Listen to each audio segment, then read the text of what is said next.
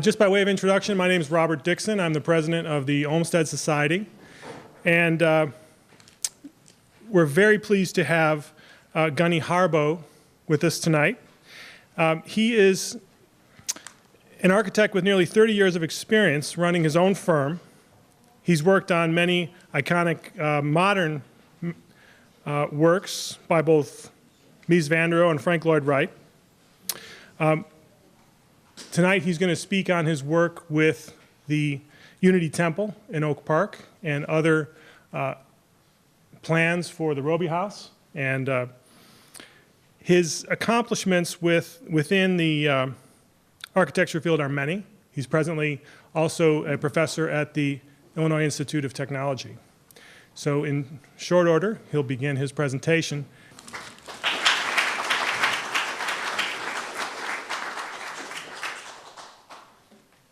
Well, thank you for the kind introduction, and thank you all for coming out on a nasty night. I guess the fall finally did show up.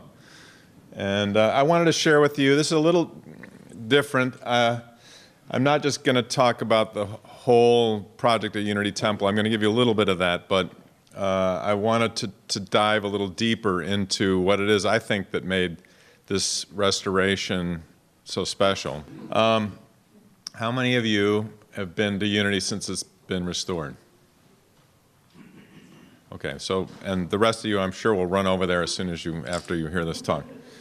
How many of you have never been to Unity Temple? You've never been to Unity Temple? Okay, well, hopefully this will change your mind and you'll find your way over there. It's really an incredible, it's always been an incredible building, but I think those of you that go there now will find that it's reached a different level. It's another level of understanding. So I'm going to share with you sort of the deep dive on the finishes in there and what we did to get that, and then I'm going to talk a little bit about Robie House and what we're hoping to do there shortly. Anyway, you all know who Frank Lloyd Wright is. I know he did some work here in your town as well. And one of the things about Wright is that there's been a recent effort to try to get his work acknowledged on the World Heritage List, which is not a small thing. It's actually very, very difficult. This has been in the works for over a decade.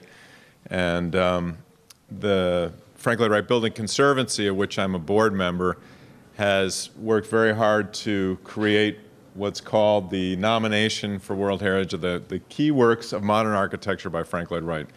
And this was also much debated. In order to get on the World Heritage List, you have to demonstrate something known as outstanding universal value.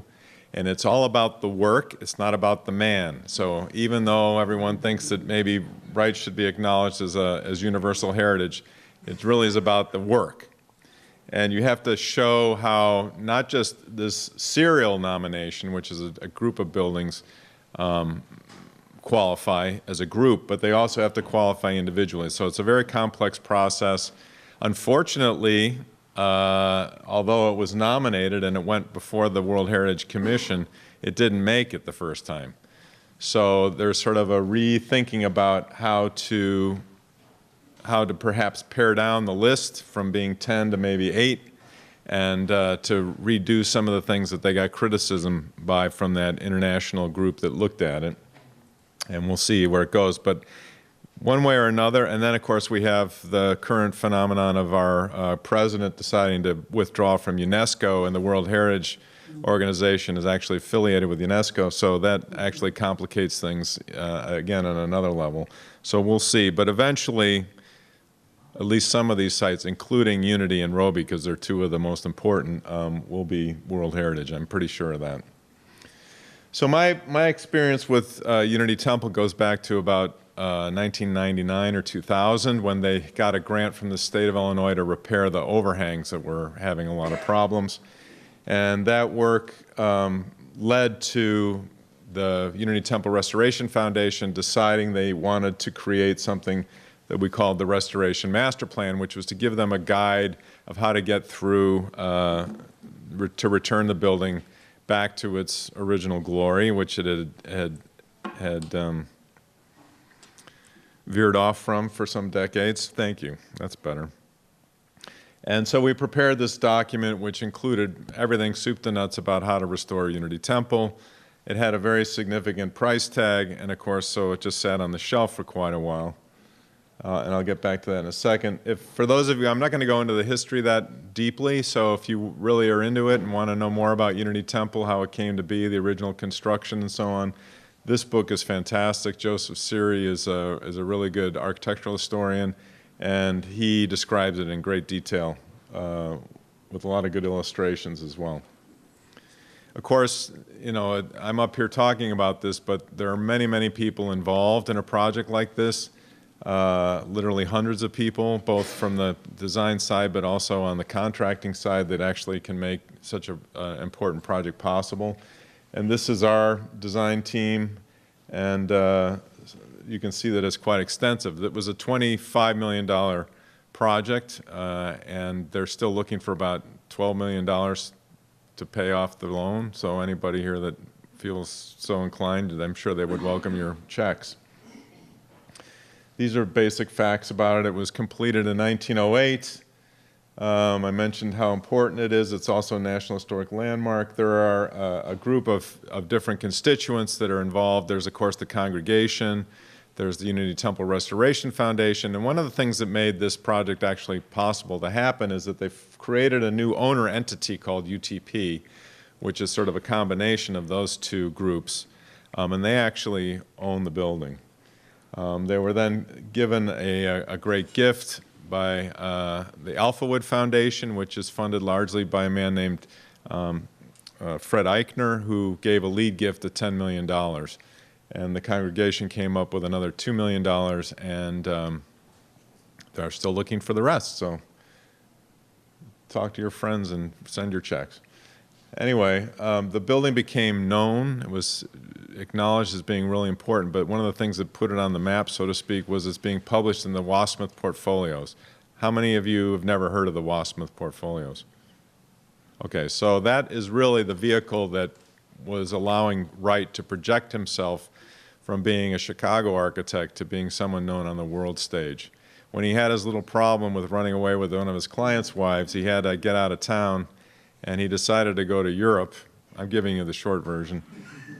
And he went to Europe and decided to publish his body of work to that point, which was primarily all his Prairie houses and a few of his other larger works, including Unity Temple, which was featured at the very end of the document and was very prominent in the sense of that it was sort of the conclusion, but also to him it was really one of his most important works. These are two images that are from that document. In 1910 it was published, and then again in 11. And that was disseminated to architects all over Europe and had an incredible impact on them and their thinking about architecture.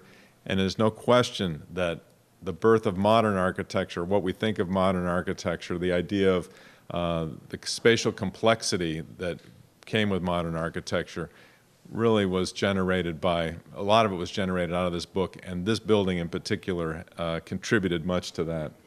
So it's basically two large volumes or two blocks. One is the Unity Temple, which you see on the left, and then there's an entrance foyer connector, and then there's the Unity House. This is based loosely on or not so loosely maybe, on a form that's very common in Japan. Wright had gone to Japan for his first trip in 1905. Obviously, it had a huge impact on him in many different ways, but he also came back with these things in his head about how to create a building, and particularly a religious structure that had some relationship back to his experiences in Japan.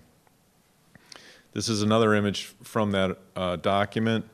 Again, it's very stark. Can you imagine what people were thinking in 1908 in Oak Park when this thing went up? And they're like, what's he thinking?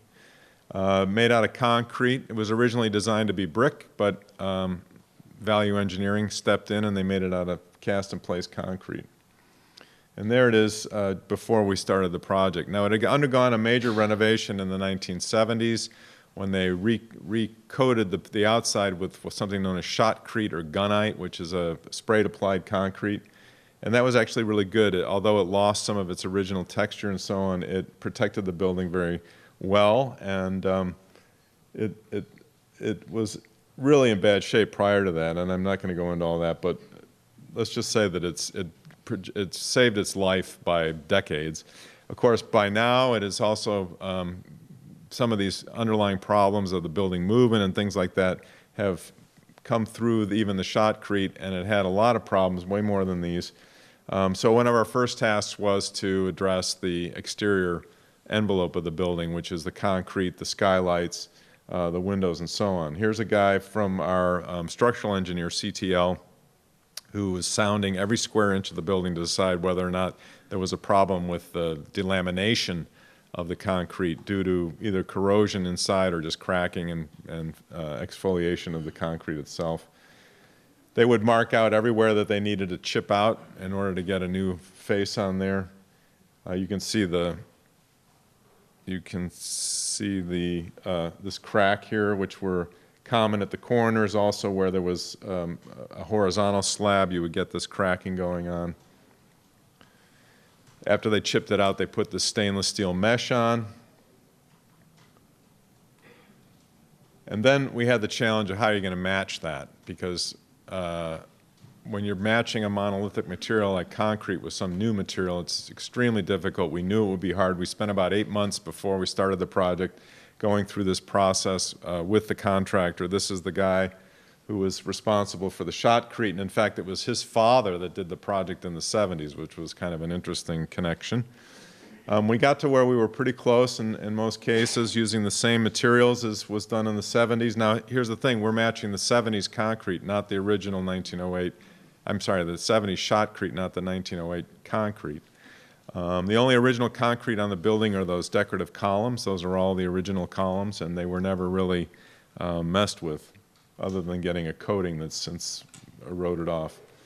So here's the aggregate, the sand. We had to get that all right, and then that was mixed in the magic potion, and this is the same guy applying it with a hydraulic hose. Then it's troweled down, smoothed out, made level. It's given a curing compound to allow the concrete to set in the proper way and so that it has no cracking and so on in the surface of it. And then that surface is eroded using blasting. Now, typically you don't blast a historic building, but in this case that was the treatment that they used in the 70s. It's the same treatment we used here to match it, and that's again the same guy. The same guy did like the whole building. It's true. And it's a nasty job. And he did a fantastic job. That's him again. Now we're looking at where he'd made a patch. And some of the patches you go by there, some of them you'll see, and some of them you don't see. Of course, the ones you don't see, you can't appreciate because you don't see them. But I can tell you that they tried really, really hard. It was probably the most difficult thing on the job, and they did a fantastic job. There are some that stand out, and it's not because they didn't try, and it's because of the irregular erosion of the concrete itself from the 70s that was very difficult to try to get that to match. I could talk about that for an hour, and I'm not going to because I don't have that much time. Here's some other patches. This is in the northeast corner, so you can go and try to find that. You can barely see it, I think. Here, this little angle on the corner, that's all new material. And that's how it stands today. But really, I want to focus on the inside. And here's another image from the Wasmuth portfolio from 1910, showing, if you look at this closely, and part of it is the fact that it's an old photograph, and it's also pixelated because it was printed, so it has that screening that they use for printing. But despite that, you can tell that there's some texture going on in the surfaces of this that we had long lost. Here's another image. This was from a different publication from around the same time. Wright was very good at getting his work in the magazines all through his career. And this is an image from the Habs documentation. There's something called the Historic American Building Survey, and in the 1960s, they went through and documented this building. And you can tell that it's quite different. It had been painted many, many times at this point already, changing the colors up and so on. There's a story that Ogilvy Wright actually had some input into what the color scheme would be, which was not the original color scheme. And in fact, this is a color image from that same documentation. It's not horribly different, but it is quite different, especially on some of the details like these squares and so on. And the hues, the overall colors are not right. no pun intended. And this is what it looked like prior to the restoration, and that's what it looks like today. Now, the color scheme that's in there now was derived by a man named Bob Furhoff. I don't know if anybody in the audience knows Bob, but he's fantastic, and he's a historic finishes consultant and colorist who has done many, many Wright buildings, many other historic buildings in the Midwest region. And he did a study of the building back in the 80s or 90s. And so this is basically the same color scheme. However, what they did prior, this is all latex paint over many, many other coats of paint. And it was really a dead surface in many ways. And what we wanted to do is to recapture the liveliness, the beauty, and the softness, and the full texture of what that thing was. The impetus for this was sort of a result of this incident that happened in 2009, where a big puddle on the roof that was there for way too long, and you can see it's been there so long that there's that red algae growing. And one day, a big chunk of the roof fell down. This is right over where the pulpit is, more or less. Not a good thing. You don't want to bean the minister. And you can see the rebar showing through.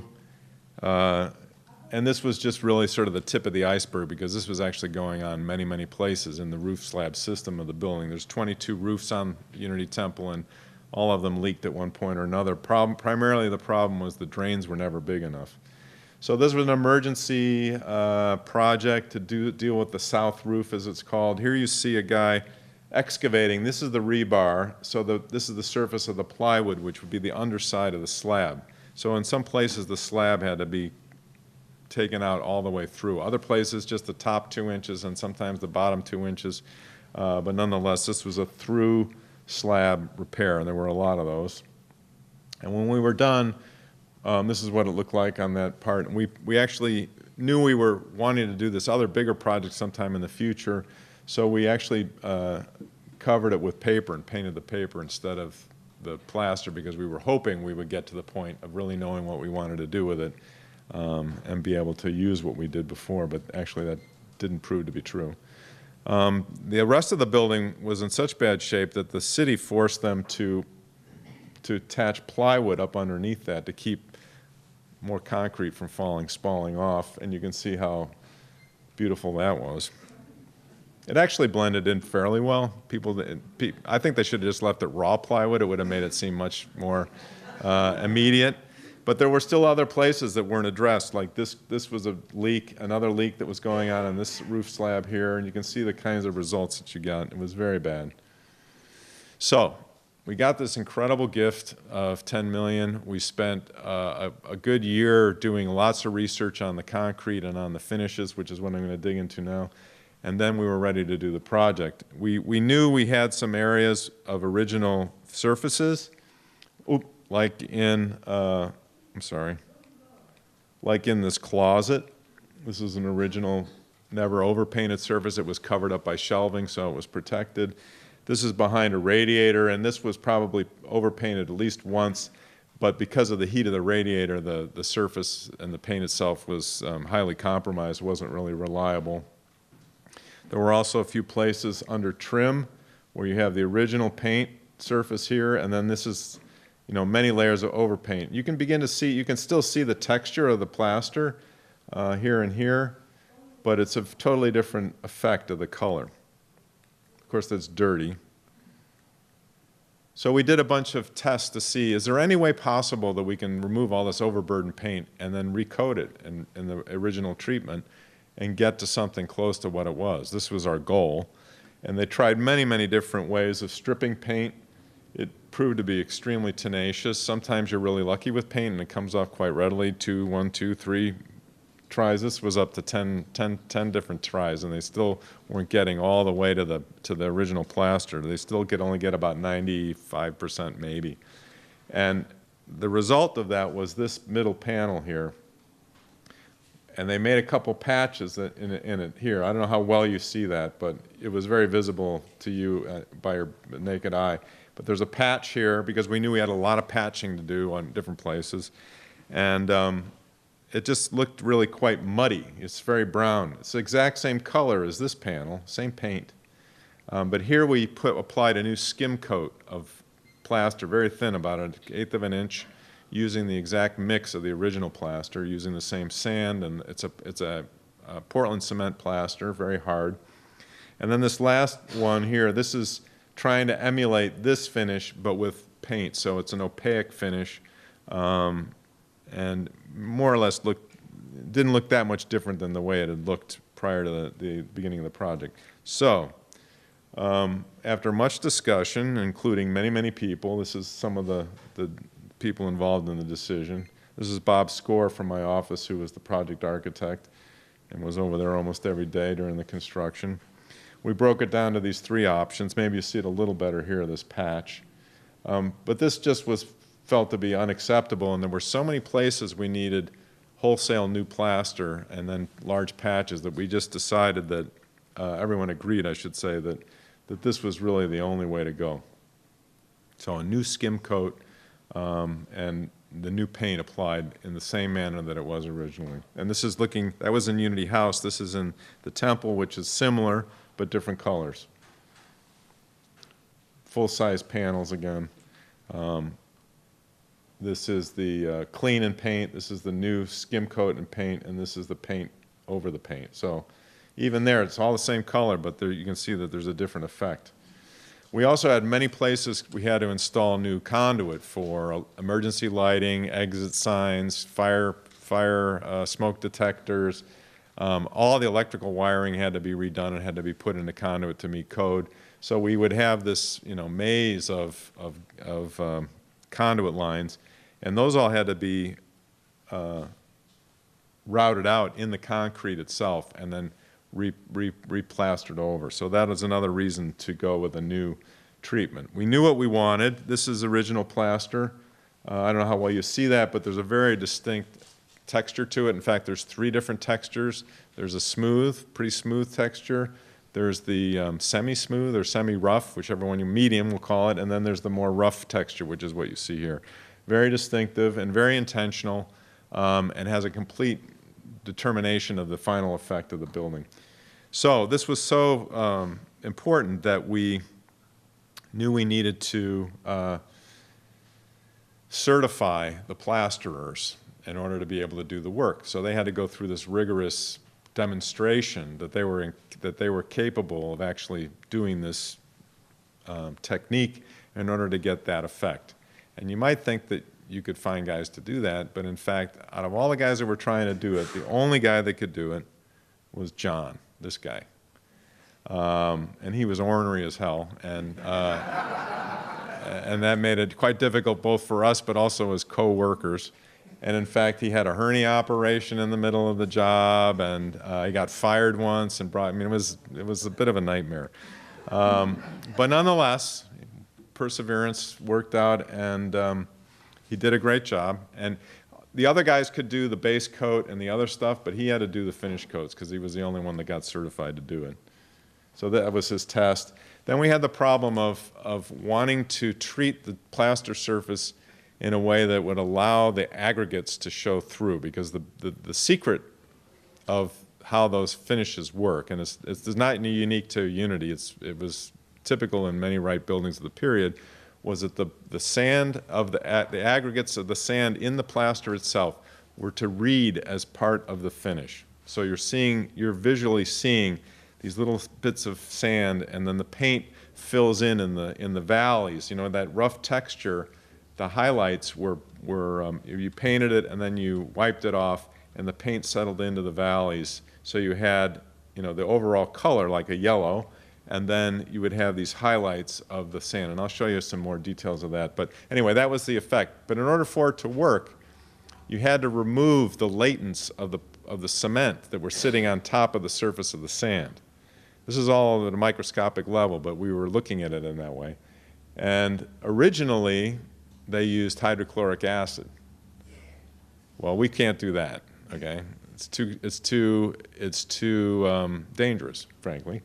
So after many trials and tribulations, trying different kinds of things, it was determined that this, which is also acidic but not as aggressive as hydrochloric, this is called a sinter wash. It's a German product, And that actually worked to remove the latents quite well and allow the paint surface to proceed. As I mentioned, we did a lot of research. This was done by our Finnish consultant, BCA. They're based in New York, but we work with someone out of Philadelphia, Dorothy Kreutzer, and she works on all of our projects here in Chicago, whether it's the Wright building or not. And what they do is they take samples, and then they look at it under the microscope. So what you're seeing is this is the identification of where it came from in the building. And then these are different stratigraphies, they're called. They're basically like layers of an archaeological dig. And what's interesting, especially, this is the ultraviolet, they do it under under 100 times magnification, and then visible light, and then UV light, because you get a different fluorescence of the paints themselves. But you see this irregular thing here. Well, that's the original surface.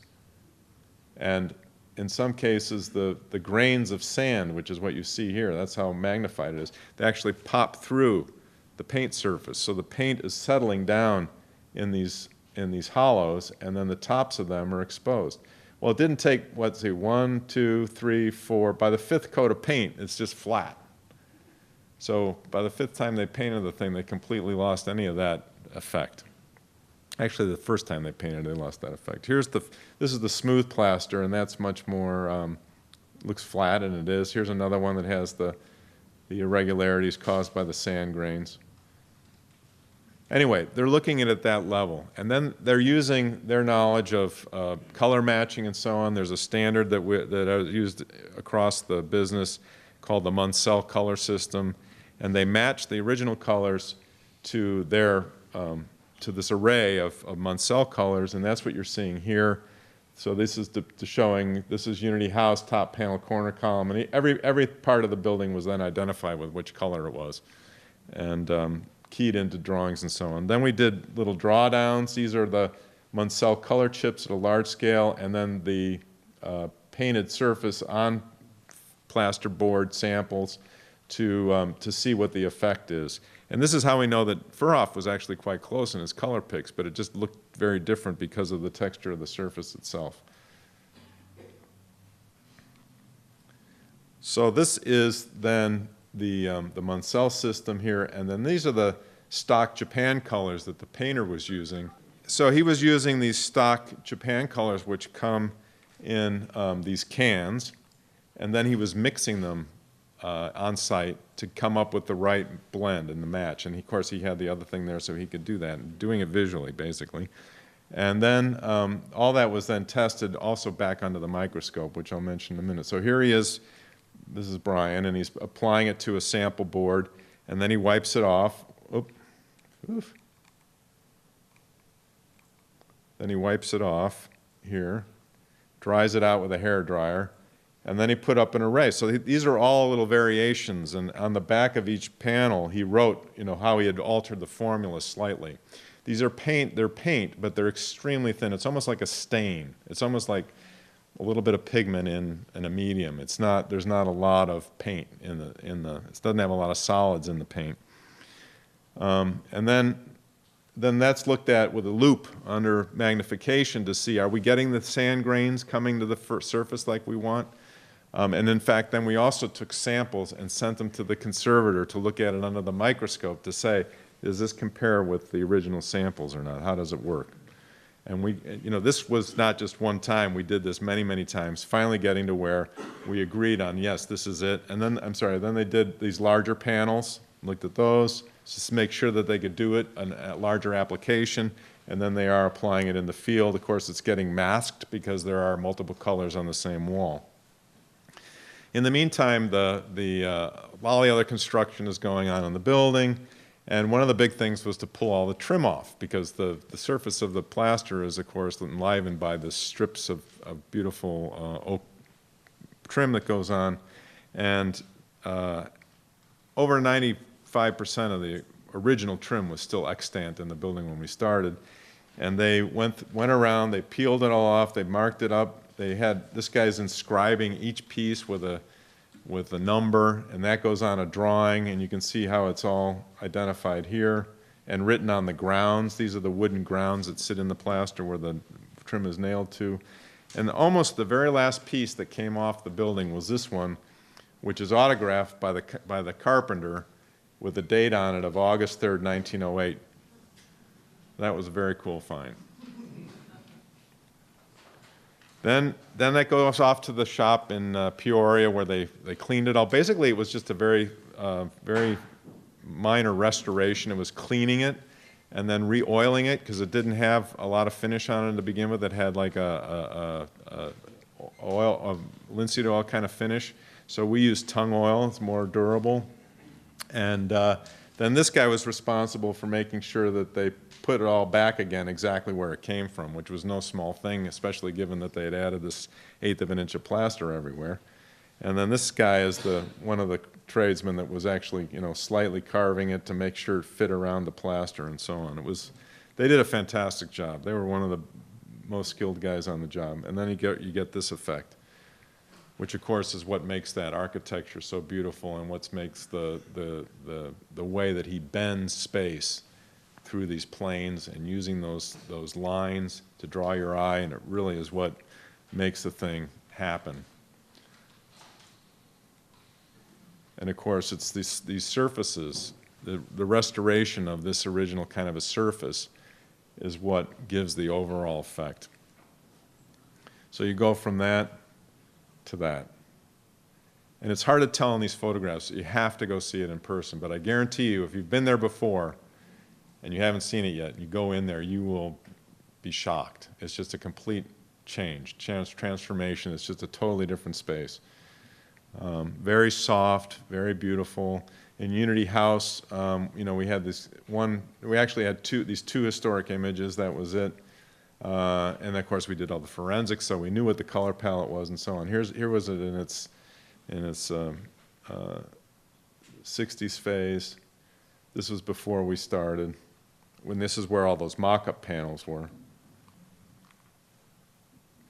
This is the other side of the space, and then I don't have an actual finish shot. I need to take one, but anyway, this is, again, how you see, it almost looks like suede on the wall. It's a really beautiful, soft brown. Same thing in this view.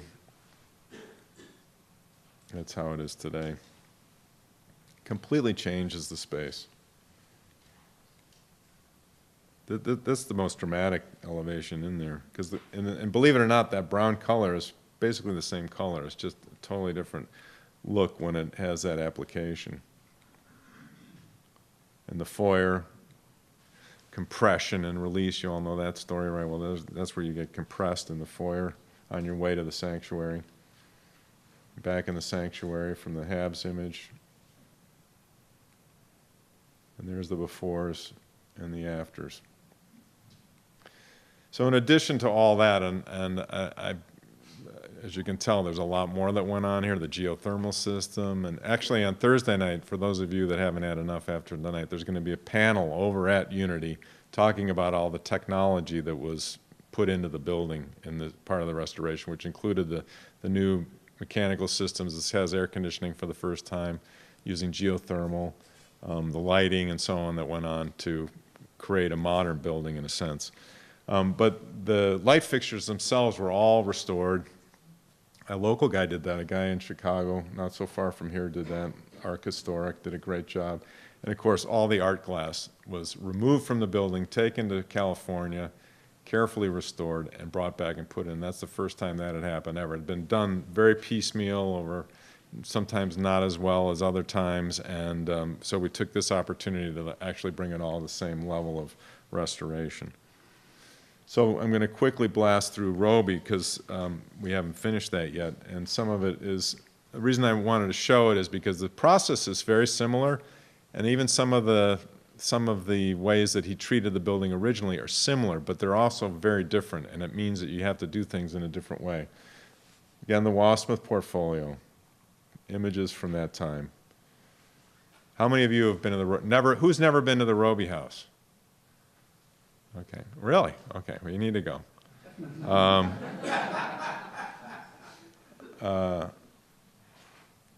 You probably all know the story, but anyway, it's a fantastic building and one of his most important houses. It's the one that everyone associates with Prairie style, mostly because of the spatial connection of this space, this main living room that goes through into the dining room, and I love the hole over the chimney there, over the fireplace. So this is what we're trying to do. This is what it looks like now. And they underwent a very intensive restoration there about 10 years ago, which you probably all know about. And they got very far, but they didn't get to the end. And the part that they haven't gotten to yet is doing the finishes. So we were engaged a few years ago to look into this and to figure out how to recreate the finishes in a way that's authentic to the building. This is the stair going up. There's a few places left, just like at Unity. If you look in the closets and things like that, you might find original material. So like this is original plaster. In another closet, there's this here that never was overpainted. This was the last attempt that they did at trying to get close to the colors, and they're pretty close, but there's some differences, subtle differences that we think will show up. And the wood finishes also need to be addressed. There's one place we found, and that's under the window seat on the stair going up to the third floor, that hadn't been stripped and refinished, and that's underneath here, this piece here, which all we did was clean this. So that's all original finish on there. So that was what we were going for in the matching of that. Of course, the art glass, here the art glass is going to be cleaned, and we're only making replicas of the ones that are missing. There's a number of windows that are missing. Either they were taken to the SMART, or they were broken out when it was a fraternity, or for whatever reason they're not there, so they have to be replicated. But we're not doing a lot to the art glass at this time. We're also going to replicate the original magnesite. They had removed, this is original magnesite along the stair here, this sort of pinkish color. It had originally been all over that first floor level, the lower level floor, but it has asbestos in it, and there was a concern at the time when they did the project that they needed to remediate it, so they ripped it all out of there. And we're going to put concrete back that emulates what the magnesite was like. There's also magnesite I didn't talk about that at Unity, which is a very beautiful, soft brown color. The light fixtures will also be restored. There's a few that are missing. Those will be replicated. The hardware, door and window hardware will all be restored. And then the furniture and furnishings, they're looking to replicate pieces that are missing, and also, for example, the dining room table is sitting in the SMART, but it's been kind of butchered up over the years. They'd like to make an exact copy, replica of it that they can actually use, because one of the things they want to do is to actually use the building more, have special dinners in there for donors and things like that, which I think will be fabulous. It's done at other Wright sites, at other historic sites, and it's a very successful way to raise some money. So I'm almost done. I'll just go through these quickly, but this is to give you a different angle. I didn't have these kinds of images from Unity, but we did the same thing. This is an original fragment that was in the archive collection when they did the work back 10 years ago. They saved bits and pieces of stuff, original stuff. And so we used that with our conservator, sent them some pieces, and this is their sample bag, and then this is the looking at it under magnification. Here's what I was talking about. You see the sand is actually proud of the paint. Makes a huge difference than when you coat it. These are the places we found some of the things. This is another closet in situ, part of plaster that was just cleaned, very lightly cleaned, and that's the surface that you get. So you can see that there's paint over this, but the color of the sand is really, really important. It really has a strong effect on what you see. We looked at, in this case, we don't want to skim coat everything because almost all the original plaster, at least on the main level, the living room and the dining room level, it's all still there. And it's not in bad shape. It's actually in very good shape. So we don't want to just coat it up again. I mean, we had to do that at Unity, but not here. So how do we get the paint off of it that's been added? And they did do stripping, and then they put another coat of primer on it, which they shouldn't probably have done, but nonetheless they did. So now we have to get it back to the raw plaster again. How do you do that? So this is some of the attempts. These are all different kinds of strippers. How can you do it? And it's all done very methodically and scientifically to try to figure out what works. Here's some of the results. You can see how much paint is on in some places. This is where the masking tape was, right at this edge.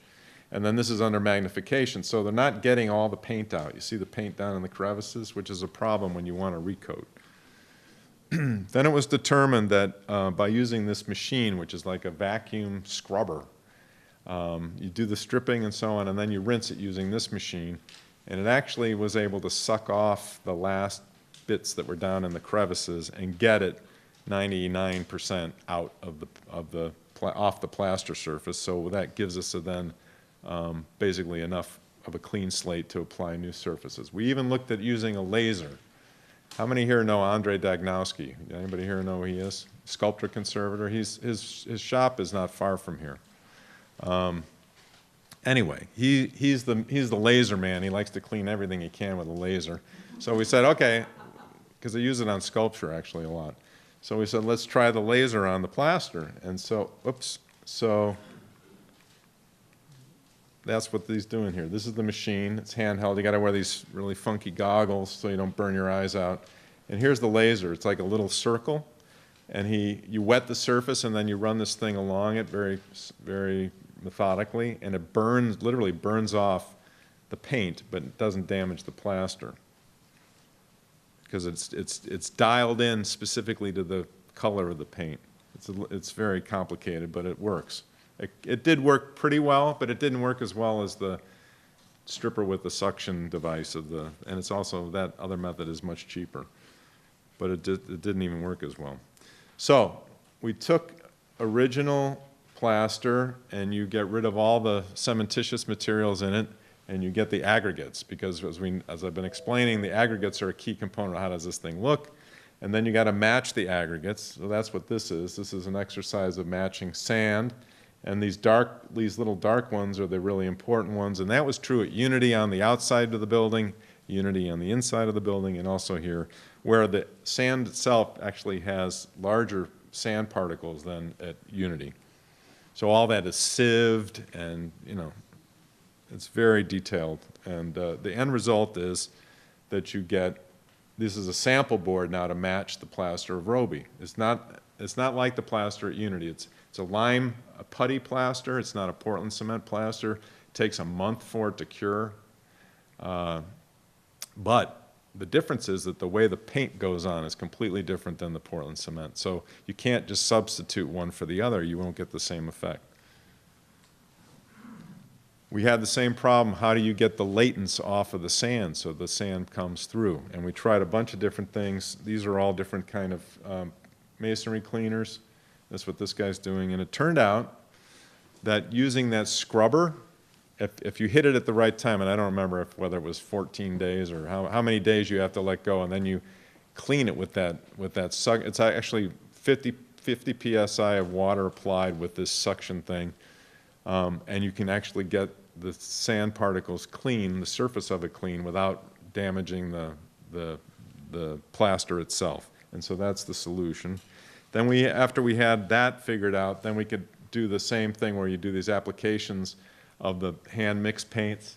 In the case of Robie House, there's several different paint treatments. There's straight paint on plaster, there's paint on plaster with a glaze, and there's paint on plaster with a flash or highlights. That's what this is, where they come back with a brush, and this takes a very talented painter to do, and he hits it in a way where he only's hitting the surface. You see how it's just the tops of the grains of sand. He doesn't get it down in here. And that's the effect. I don't know how well you can see it, but when you're visually in front of it, you see that there's this definite effect. And that occurs in certain places in the house, not everywhere. And here's the one that has the glaze on it. And it has a different kind of a visual effect. But you still get, the sand grains peeking through here, which is the effect that we want.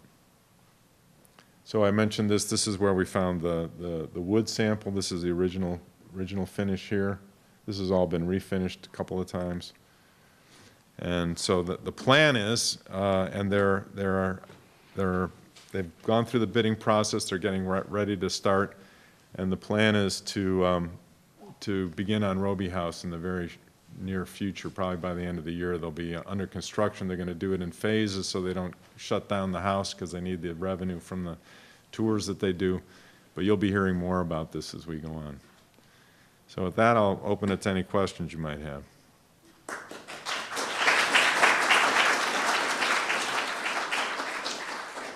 Yeah. Paint, linseed oil, a Unity? It's a oil-based paint. It's not linseed oil, and I could find out exactly what it is, but it is an oil-based paint. Could you comment on the heating system at Unity? So the heating system, the original system. Are you referring to the original screw-up? Right. So originally it was designed with a forced air system, or a gravity hot air system, actually.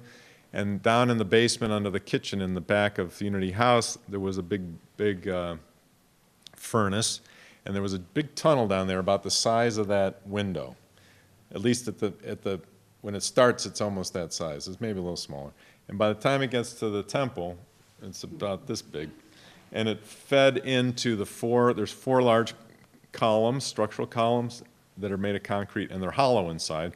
So the theory was that you would pump the heat in there, and it would get up in there, and then it would get out into the space. Well, it never worked. People froze their rear ends off the first winter there, and they said, "Mr. Wright, fix this thing."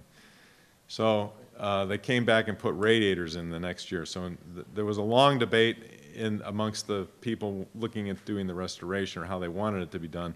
Are we going to 1908, or are we going to 1909? Because 1909, they had the radiators, and we hate those radiators. Let's get rid of them. Well, we did a year-long study, another study, of what was the effect, what was the benefit, if you will, or was there a benefit of the radiant heat on the wall? And we had probes and stuff like this to see how as moisture moved, because that wall, it's solid concrete, but it's like a Rice Krispie treat. There's not a lot of stuff holding some of the aggregates together. So water, moisture, especially even bulk moisture, but vapor moisture moves through that wall quite a bit. So anyway, we did this study, and it proved that the radiant heat was actually really good for the building. It's very good for its long-term care to have that heat on the wall. So we kept the radiators. They're supplemented by forced air heat, and now they, of course, have air conditioning for the first time ever, which is a whole new system. And the tour of the bowels of Unity Temple is quite an interesting one, because they went from, if anyone's ever been in the basement there before, it actually had quite a bit of room. There's not one spare square inch down there now. And that tunnel that goes up is just full of piping, because the geothermal system that's in the front of the building, there's 9 wells, all went down about 500 feet. They come up into the building, then they have to go from the front of the building to the back of the building, and then back from there, and other kinds of piping to get redistributed in the building. So it all had to be done so you won't see it, and you don't see it. Does that answer your question? Yeah. Okay. I can make one. Yeah. Go ahead. To what extent is your restoration reversible, so that in 50 years, when it's restored again? Well, reversibility is a key element that one is always striving for. The plaster treatment is not reversible, other than the fact that you could scrape it off and do it again, but you could never get back to the original. Now, in our case, we would say that we weren't dealing with in most cases, we're not dealing with original surfaces anyway. All the ceilings, every ceiling slab in the building had to have the plaster removed to sound the structure, because we had structural problems, and it turned out we had to replace the 2 roof slabs over the Unity House classrooms, and the beams that ran between the lay lights in Unity House were also bad, and they all had to be repaired. There were many places, in fact, almost all Unity House had delaminated plaster. In the temple, it wasn't quite that bad, but there were plenty of places where we had, over 10 to 20% of the wall had already either been replaced or needed to be replaced. And as I showed you with all the routing out, we had to do something. So that's not reversible. It's in this case, there's not a lot of reversibility, frankly. All the mechanical stuff could come out. That could come out. But the surfaces, you can't do that with them. So that was a decision, and I think it was the right one. I mean, sometimes you have to make that choice, and either you leave it looking like hell, or you put it back to what it was supposed to look like. So that was the choice. Yep. I've actually got 3 questions about Unity. First one is the fuse. What's the history of the fuse? I thought I read one time that Frank did create some drawings for fuse, but they're kind of standard issue in there. I've never seen drawing for pews. The pews that are in there are the pews that have always been in there. They're believed to be original to when the building opened. But they're not his design, are they? Well, I don't know we can say they were or they weren't, because there's no drawing that shows that they were or they weren't. And the second question is, how many linear feet of trim in unit? I've heard 2 miles and 3 miles. What's the Thousands of linear feet, I don't know. Okay. There are thousands of pieces, I know that. And do you know when those solid walls that you took out in the balconies were put in?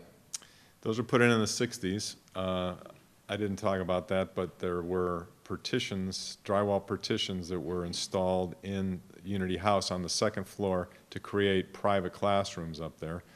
That was always a bone of contention with those that wanted to restore it back, because it interrupted the spatial understanding of the mezzanine or the second floor, where the light spilled in from the outside clear stories in over that thing into the space. I mean, even when you're down in Unity House, you sense the light coming in over.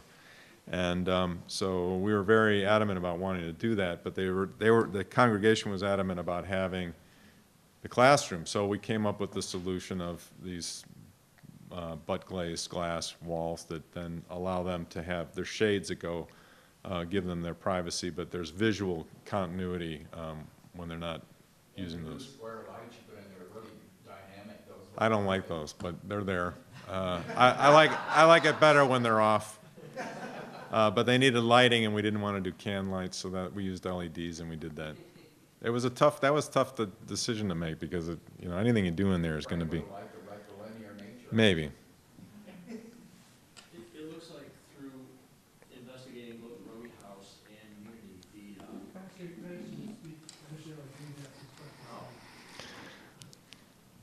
it looks like through your investigation of Robie House and through Unity Temple and the plaster finishes and all that, they seem like they're very different animals. One is a Portland cement exposed aggregate mixture, the other something else. They're so drastically different, but they occurred by the same architect and possibly the same contractors within 2 years of each other. What accounted for Well, such a difference? I guess I would say they're not that different, really. I mean, what was he trying to achieve? He was trying to achieve a wall surface that had this depth and texture and softness and beauty to it, which he achieved in 2 different ways. Now, we don't know. We do know from the specifications what they were saying, but they actually veered off from that, and I can't give you the specifics about how it did, but we know that the physical evidence doesn't exactly match what the spec was, and that's nothing new. We know in Robie House he wasn't there, right? He was in Europe when that was being done. So we know that he was trying to achieve a certain effect, and he did this in all of his houses. I mean, the problem is that most of his houses have been overpainted so much nobody knows that they had that treatment, that kind of a treatment or similar treatment when it started out. Did he typically work? Sorry, did That's he right. typically work with the same tradesmen, same plasterers, or was it the There's lowest people that have bidder? I can't answer that because I haven't studied that. I think there was the general contractor that Mueller that did the Unity Temple. He did a number of projects with him. He also, I think, suffered from it economically, but nonetheless he did. I don't really know. I don't know that anybody's done a very intense study of that history, because of course later on he's using his apprentices to run things, even though he had local contractors. And at that time he probably had someone on site the whole time. Just reference his question, at least the training that we get at the Frank Lloyd Wright Trust tells us that the contractor at Robie was the only time he worked with Wright. That could be. Yeah. I'm sure there were others that he burned some bridges with too. He was sometimes known for, and then he had people that were totally loyal and would do whatever he asked them to do whenever he needed it. So, yeah. What are you proudest of on Unity Temple? What are you proudest of about Unity Temple? What am I proudest of? I mean, I think recreating that surface finish and allowing, because I mean that building's fantastic anyway. It was. I've loved that building for a long, long time. But have you been in it? This part I haven't been in since. Okay. Well, when you go, then you'll know. Okay. Because it's a complete change. It just, you just have to sit in the pews, and in Unity House too. I mean, it's just a total change of how you perceive the space. It's so soft and glowing, even when the light, and as the light changes, it completely changes the colors in there. It's just fabulous. And then, of course, it's all of a piece, you know, the organic architecture and all that stuff. I mean, his genius shines in there in a way that is extremely powerful. And I've been in a lot of Wright buildings, and I have to say, I don't know any that does it more than that one does, at least for me. Yeah.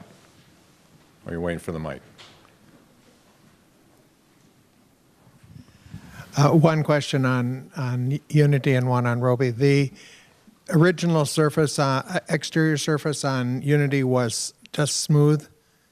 So Unity Concrete? was cast-in-place concrete, and I didn't, you know, again, it wasn't a talk about, I just threw the concrete in there because I thought probably people would be wondering about it. So they poured the concrete in, and when you see the historic photographs, you see the lift lines from, you know, they would pour it, and then they would have to wait, and then they pour another foot or so. Down in the basement, actually, you can see the formwork and stuff like that still. That was what was exposed, and he liked that. I mean, once he knew he couldn't do it in brick, then he sort of embraced the concrete idea. And the exposed aggregate thing was really important to him because he wanted it to look like it was like a big piece of rock, you know, that had been carved out to make this thing.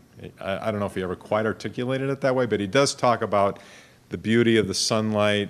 In his autobiography, he writes about it, about the beauty of the sunlight raking the surface and so on. So that was very, very intentional.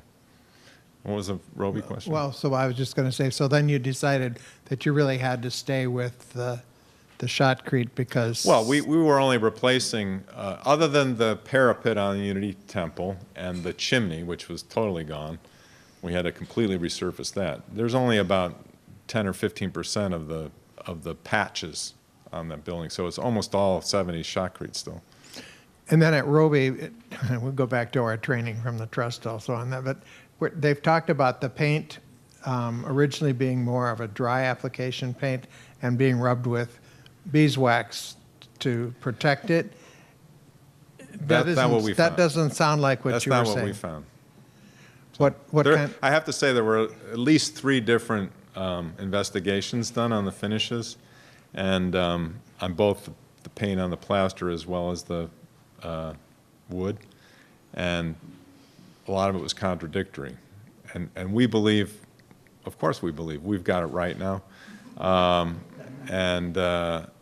you know, using a lot of science to prove it. So I have heard about the beeswax, but I don't think we found any evidence of that. So what's the composition? It's an oil-based paint, and I don't know if you want to know. Well, I'm sure if you're a trust docent, you'll get more than your share of the specifics of that if you want it. I don't want to recite it to you now and have it be wrong. So. Take a few more questions, and I think Just- Gunny may remain to talk with people briefly afterward. The one I forgot before was there's still, as you know, a few wavy cracks in the shotcrete. Do you have a punch list to do that over, or is that going to stay? So the cracks that we have and that will continue to crack because of the way the building was made, I didn't talk about that, but the solution for that is something we called Drought and Seal, where they would take a grinder and they grind the crack out enough to apply a sealant, and then they actually apply aggregate, little stones, pebbles, into the sealant, which then solidifies. And actually, when it's done well, you don't see them at all, except on certain angles. There's a lot of them that were done. There was a guy named Tommy that was the trained guy, that was the guy. And then there's a bunch that got done sort of towards the end of the job that wasn't Tommy. And those have to get redone, and that's on the punch list still. So I figured it was on the punch yeah, list. that's on the punch list. There's a few other things still on. Is it more than just soda washing them? Is it more involved than that to finish those cracks? Yeah. They grind it out with a grinder, and then they apply the sealant, and then they put the pebbles in. Any final questions? What are you going to do now that Unity Temple's done and then Robie's done? You have a house that needs to be restored? few in Riverside. We don't have, yeah, we got a lot of things. We're working on a bank, a Mies bank in Des Moines. That's in construction. That's almost done. So, yeah, we could use another juicy one. We have other things we're doing, but nothing that exciting. Yeah. We'll take one more question and then wrap things up here. What's the makeup of your firm? Do you work, I mean, it sounds much more scientific than your average firm. Well, and is that, are those outside consultants? Yeah, that, the science, we understand the science and we value the science, which is why we use these people, because we have a very good working relationship with them. And we've worked with other conservators too in the past, but we've gotten to the point where Dorothy is our gal. We like to work with her a lot, and because it's a very collaborative process. And especially on something, I mean, we use them for everything, even if it's, you know, if we were going to do this building and you wanted to do the finish analysis, we would use them to do that, even though it's probably, unless they're stenciling somewhere or something, it's probably not as complicated as what we were talking about. Anyway, they're very rigorous in their methodology. They do use the science. We value that, and we get good results from what they're able to help us discover. And my office is very small. There's 4 of us. We've been together a long time. I started my firm in '06, but before that I was at McClear for almost 18 years, and two of the other guys, so 3 of us were there together for almost 10 years before I started my office. So it's a tight, small crew. And we use Mark Nussbaum a lot on MEP, mechanical, electrical. He's an Oak Parker. He did the system at Unity. He's a small shop too, but he's able to do a lot. Structural engineers vary a little bit, but yeah, we have a core group that we use a lot. And we get a lot done with a small office, actually. So. Apparently so. They've taken on some big projects. I want to just have a round of applause for the presentation.